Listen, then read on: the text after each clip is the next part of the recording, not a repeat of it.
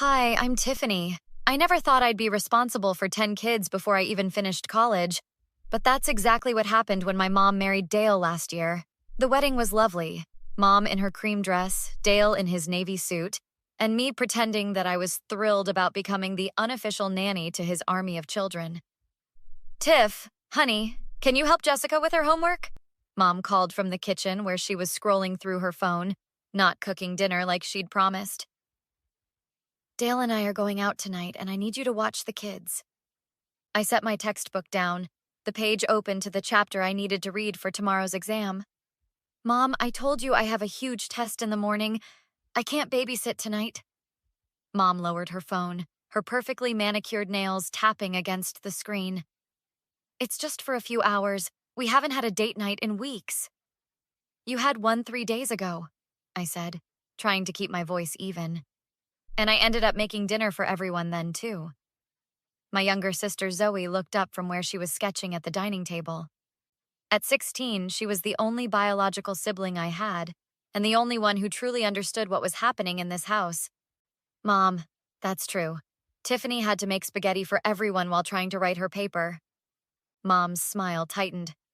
Well, that's what family does, Zoe. We help each other out. Dale walked in, car keys jingling in his hand. Ready to go, Vanessa? He barely glanced at me. Thanks for holding down the fort, Tiffany. I didn't agree to— We won't be late, Dale interrupted. The movie ends at 9, then we might grab dessert. What about dinner for the kids? I asked, gesturing to the empty stove. You promised you'd make something before you left. Mom waved dismissively. There's plenty of food in the fridge. You're so good at whipping things up, Tiff. Before I could protest further, 7-year-old twins Ellie and Emma ran in, tugging at my shirt. Tiffany, Tyler says he won't share the iPad, Ellie whined. And we're hungry, Emma added. Mom was already slipping on her coat. See? They love your cooking anyway, much better than mine. That's because you don't cook, Zoe muttered under her breath. Mom pretended not to hear. We'll be back before 11. Thanks, honey. And with that, they were gone, the front door closing with a decisive click. I stared at the pile of dirty breakfast dishes in the sink that no one had bothered to wash. Every single time. Zoe set down her pencil. Want me to help? No, you finish your art project. I know it's due tomorrow. I pushed my textbook aside, accepting that I wouldn't be studying tonight. Can you at least make sure the younger ones brush their teeth later? Sure, Zoe said, her eyes sympathetic. This isn't fair, you know. Life rarely is, I replied, pulling out pots and pans. 3 hours later, I had made dinner for everyone, supervised homework for 5 kids, broken up 3 fights, and cleaned the kitchen. My head was pounding, and I still hadn't studied for my exam. Tiffany? It was Marcos, Dale's 12-year-old. Can you help me with my science project? Dad said you would. Of course he did. Marcos, I still need to study, and I'm really tired. But it's due tomorrow, and Dad promised, he insisted, his eyes wide. I felt the room spin slightly as I stood up too quickly. Okay, let me see it. By the time Mom and Dale returned at midnight, not 11 as promised, I had helped with a science project, bathed the twins, read bedtime stories to the younger kids, and was finally trying to study through my throbbing headache. How were the little angels? Mom asked, her cheeks flushed from wine. Fine, I said shortly. You're an hour late. Dale laughed. We ran into some friends at the restaurant. You know how it goes. Mom peeked into the kitchen. Oh, you cleaned up too. You're such a help, Tiffany. Mom, this can't keep happening. I have my own life, my own studies. It's just temporary, honey, Mom said, not really listening. We're still adjusting to being one big happy family. The next morning, after barely sleeping, I dragged myself to make breakfast for everyone. My vision blurred as I flipped pancakes. You don't look so good, Zoe observed worriedly. I'm fine, I insisted, but the kitchen seemed to be tilting. When Mom finally emerged at 8:30, I was serving the last batch of pancakes. Mom, I think Tiffany's sick, Zoe said. She's fine, just being dramatic, Mom replied without looking up from her phone. That's when the room went dark. I heard plates crashing as my legs gave out. When I came to, I was on the kitchen floor with Zoe fanning me and the younger kids staring with frightened eyes.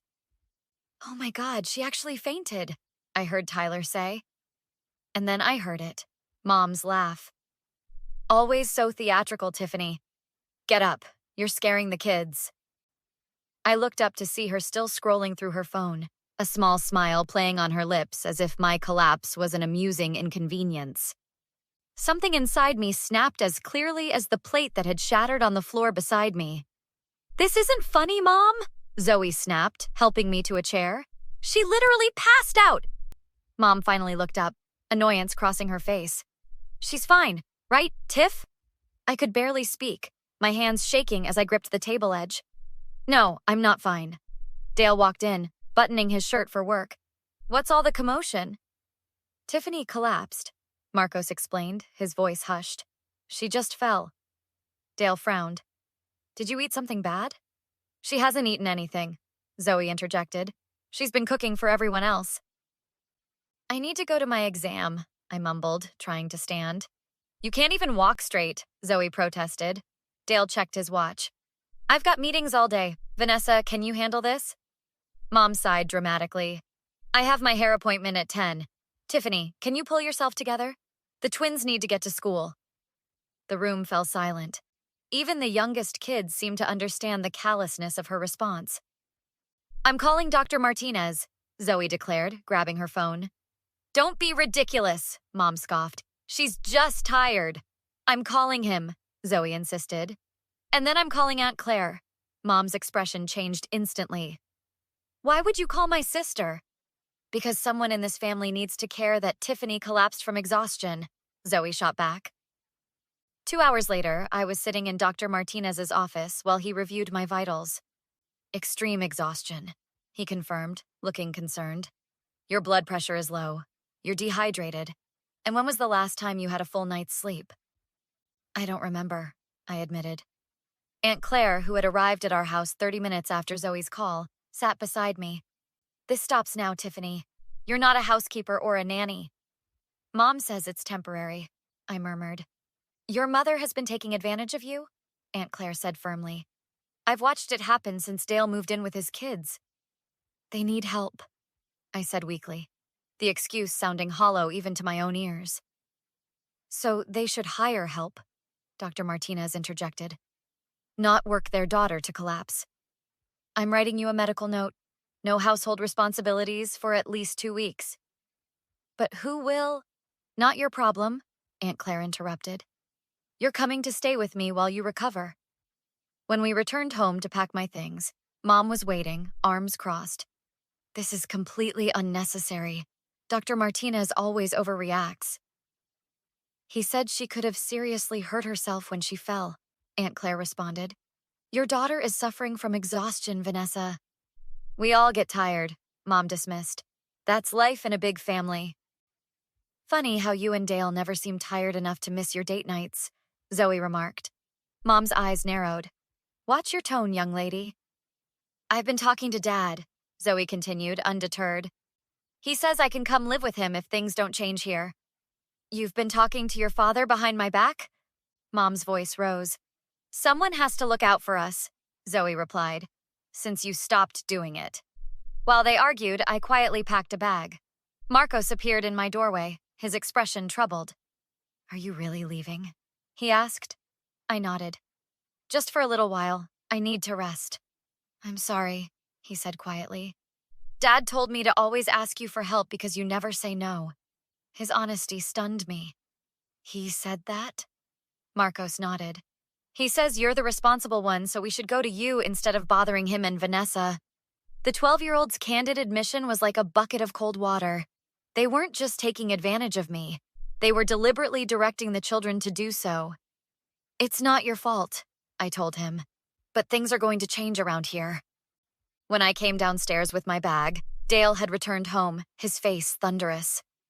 "You can't just walk out on your family responsibilities," he said. "According to my doctor, that's exactly what I need to do," I replied, handing him the medical note. "I'm sure you and Mom will figure something out." "We have jobs, Tiffany." Mom protested. We can't just drop everything to watch the kids. Funny, I said.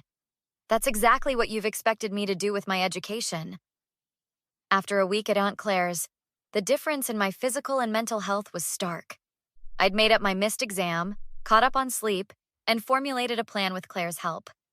You need to set clear boundaries, she advised over coffee one morning. Vanessa has always been like this, expecting others to pick up her slack.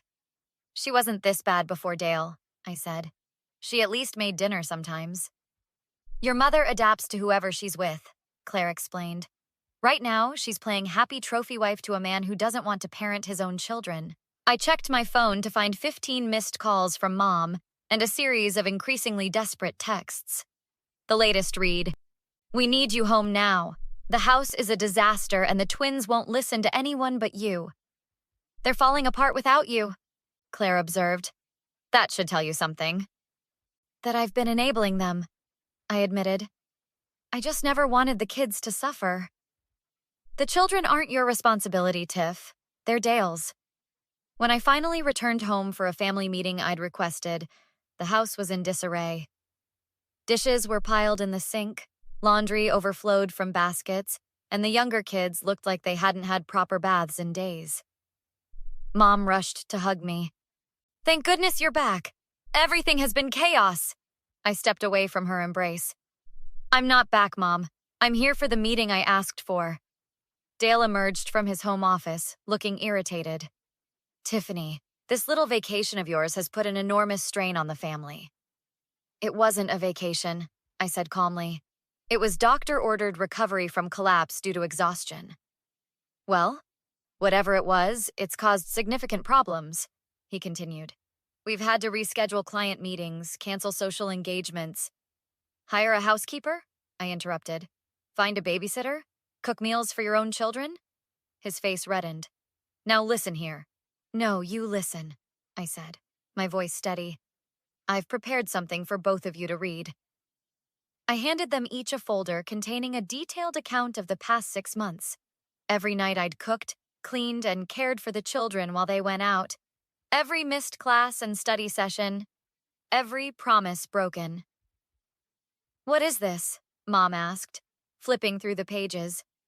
Documentation, I replied, of how you and Dale have taken advantage of me.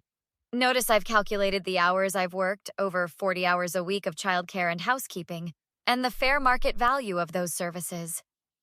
Dale's face darkened. If you're suggesting we pay you... I'm not suggesting anything, I interrupted. I'm telling you that things are changing. I will no longer be your unpaid nanny and housekeeper.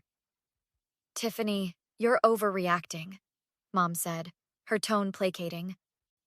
We're family. We help each other. When has Dale helped me, Mom? When have you lately? We provide a roof over your head, Dale began. I pay rent, I countered. $300 a month, as we agreed when you moved in. But I didn't agree to raise your children. They love you, Mom tried. They need you. They need parents, I corrected. Actual parents who don't pawn them off on a convenient scapegoat. Zoe appeared in the doorway, 11-year-old Lily and 9-year-old Jackson beside her. More of the children gathered behind them, listening. Is Tiffany coming home? Lily asked hopefully. That depends, I said, looking directly at Mom and Dale, on whether some things change around here. What kind of changes? Dale asked suspiciously. Professional childcare when you're both working. A regular housekeeper. A fair division of household responsibilities. And most importantly, respect for my time and education. We can't afford all that, Dale protested. You can afford 3 date nights a week and Mom's weekly spa treatments, Zoe pointed out. You have no right to question how we spend our money, young lady, Dale snapped. Actually, I interjected, as the person you've been exploiting to make that lifestyle possible, I think we do. Mom's face crumpled into tears. How can you talk to us this way? After everything we've done for you? What exactly have you done for me lately, Mom? I asked quietly. Besides laugh when I collapsed from taking care of your new family? The room fell silent. Even Dale looked uncomfortable. I didn't mean to laugh, Mom said finally. I just didn't realize how serious it was. You didn't want to realize, I corrected. It was easier to pretend everything was fine while I handled all your responsibilities. What exactly are you asking for? Dale demanded. I've outlined everything in the document, I replied, including my new availability, which is limited to 2 evenings a week for family activities, not childcare. I'm moving to Aunt Claire's until I see real changes. You can't abandon your family, Mom protested. I'm not abandoning anyone, I said firmly. I'm requiring the actual parents in this house to step up. 3 weeks later, Mom reported hiring help while Dale canceled golf. When she apologized for laughing at my collapse, I wasn't ready to forgive yet. Dale later offered to pay me for childcare. I'm not your employee, I replied. I want you both taking responsibility. And if we do, I'll visit as family, not free labor. 6 months later at graduation, I spotted them all in the audience. Things weren't perfect, but both adults had stepped up as parents. As I moved my tassel, Mom's tearful smile showed she finally saw me. Later, Lily asked if I'd attend her recital. As your sister, not your babysitter, I promised. Mom nodded, understanding the distinction that mattered to us all. Sometimes, standing up for yourself is the only way to truly be there for the people you love.